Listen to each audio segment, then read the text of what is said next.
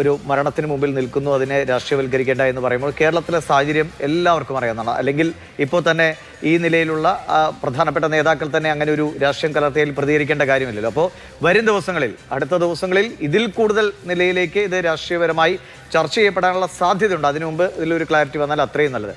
പക്ഷേ അങ്ങനെ ആ രീതിയിലുള്ള ഒരു ഉപയോഗപ്പെടലിലേക്ക് അല്ലെങ്കിൽ അങ്ങ് ഉപയോഗപ്പെടുത്തലിലേക്ക് ഈ വിഷയം പോകുമെന്ന് അങ്ങ് കരുതുന്നുണ്ടോ? ഒരുപക്ഷെ കേന്ദ്ര ഏജൻസിയുടെ അന്വേഷണം തന്നെ കൂടി ഇതിൽ ആവശ്യമായി വരുമോ?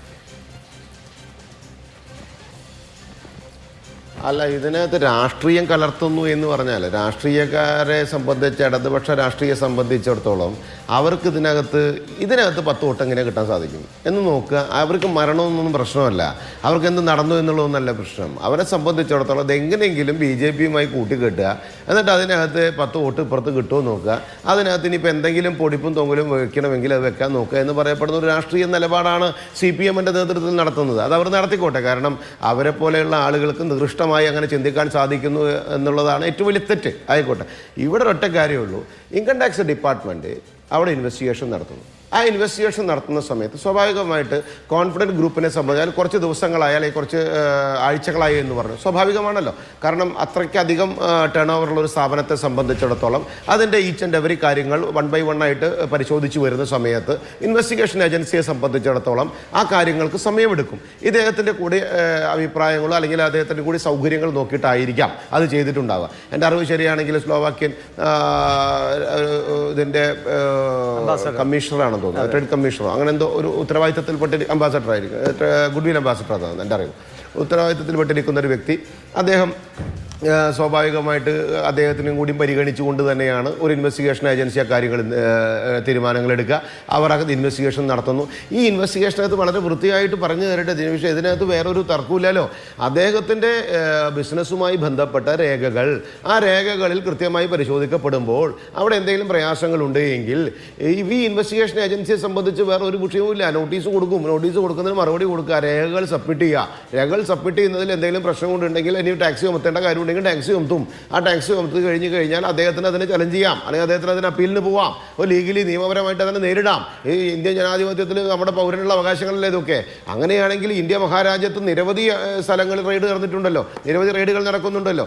അപ്പോൾ അവിടെയൊക്കെ ഇതിനൊക്കെ അപ്പുറത്തേക്ക് അദ്ദേഹത്തിന് ആ ഒരു മാനസിക സംഘർഷത്തിലേക്ക് പോവുകയും അദ്ദേഹത്തിന് മരണത്തിൻ്റെ ഒരു അവസ്ഥയിലേക്ക് ഉണ്ടാവുകയും ഒരു ആത്മഹത്യ ചെയ്യേണ്ട ഒരു സാഹചര്യം ഉണ്ടാവുകയും ചെയ്തു എന്ന് പറയപ്പെടുന്നിടത്ത് എന്താണ് അതിൻ്റെ കാരണം എന്നുള്ളത് SIT special investigation team government of Karnataka, Bangalore ആയതുകൊണ്ട് ഗവൺമെൻറ് ഓഫ് കർണാടക തീരുമാനിച്ചിരിക്കുന്നു. അവർ അന്വേഷണം കൃത്യമായി നടത്തട്ടെ. കേന്ദ്ര ഏജൻസിയുടെ അന്വേഷണം ആവശ്യമുണ്ടെങ്കിൽ സർക്കാർ ആ തീരുമാനമെടുക്കും. ആ അന്വേഷണം നടത്തട്ടെ. ഇൻവെസ്റ്റിഗേഷൻ നടത്തിയിരുന്ന ഇൻകം ടാക്സുമായി ബന്ധപ്പെട്ട് അവരെ ഓഫീസർമാരുടെ കാര്യങ്ങൾ അവരിൽ നിന്ന് ചോദിച്ചറിയും. ആ കാര്യങ്ങൾ അവരിൽ നിന്ന് ചോദിച്ചറിയട്ടെ. അങ്ങനെ ഇതിൻ്റെ കാര്യങ്ങൾ എന്താണ് ഇതിലേക്ക് നയിച്ചത് എന്നുള്ളത് ആ അന്വേഷണ ഏജൻസി കൃത്യമായി നടത്തിയോട്ടെ. അപ്പോഴേക്കും ഇവിടുത്തെ കേരളത്തിലെ മന്ത്രി, ഉത്തരവാദിത്തപ്പെട്ട മന്ത്രി അടക്കമുള്ള ആളുകൾ എന്താണ് പറയുന്നത്? ഇതിനകത്ത് രാഷ്ട്രീയമുണ്ട്, ഇത് BJP-ക്കകത്ത് കൂട്ടിക്കെട്ടണമെന്ന് പറയുമ്പോൾ ആ കള്ളത്തരമാണ് രാഷ്ട്രീയത്തിൻ്റെ സൂത്രപ്പണി എന്ന് നമ്മൾ പറയുന്നത്. അത് രാജീവിന് ആ കള്ളത്തരം കാണിച്ചുവെങ്കിൽ അദ്ദേഹത്തിൻ്റെ അറിവ് കുറവ്, അല്ലെങ്കിൽ ഈ സമൂഹത്തിനോട് ഇത്രയേ ഉള്ളൂ അവർക്ക് നീതി എന്നുള്ളതാണ്. ഇതിനകത്ത് ഒരു രാഷ്ട്രീയവുമില്ല.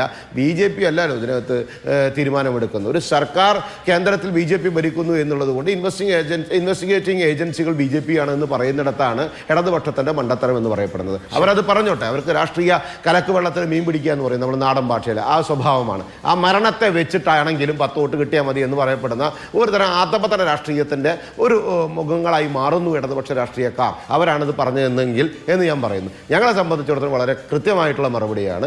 ഇൻവെസ്റ്റിഗേറ്റീവ് ഓഫീസർമാർ നടത്തിയിട്ടുള്ള റെയ്ഡ്, അതുമായി ബന്ധപ്പെട്ട കാര്യങ്ങൾ, ഇനി അദ്ദേഹത്തിൻ്റെ ആത്മഹത്യ ഉണ്ടായത് എങ്ങനെയാണ്, ആ റെയ്ഡ് അവിടെ നടക്കും. ആ ഇൻവെസ്റ്റിഗേഷൻ ഓഫീസർ എന്താണ് തീരുമാനമെടുത്ത് ഇനി വരും ദിവസങ്ങളിൽ നമുക്കിപ്പോൾ കോൺഫിഡൻസ് ഗ്രൂപ്പ് കൂടുതലായി പ്രതികരണങ്ങൾ നടത്തിയിട്ടില്ല, ചെറിയ പ്രതികരണങ്ങൾ മാത്രമേ ഉള്ളൂ. ഇനി നാളെയൊക്കെ കുടുംബത്തിന്റെ ഭാഗത്തുനിന്നോ അല്ലെങ്കിൽ ഗ്രൂപ്പിന്റെ ഭാഗത്തുനിന്ന് കൂടുതൽ കാര്യങ്ങൾ ഇക്കാര്യത്തിൽ ഉന്നയിച്ചേക്കാം, നമുക്കറിയില്ല. എന്തായാലും കാത്തിരിക്കാം.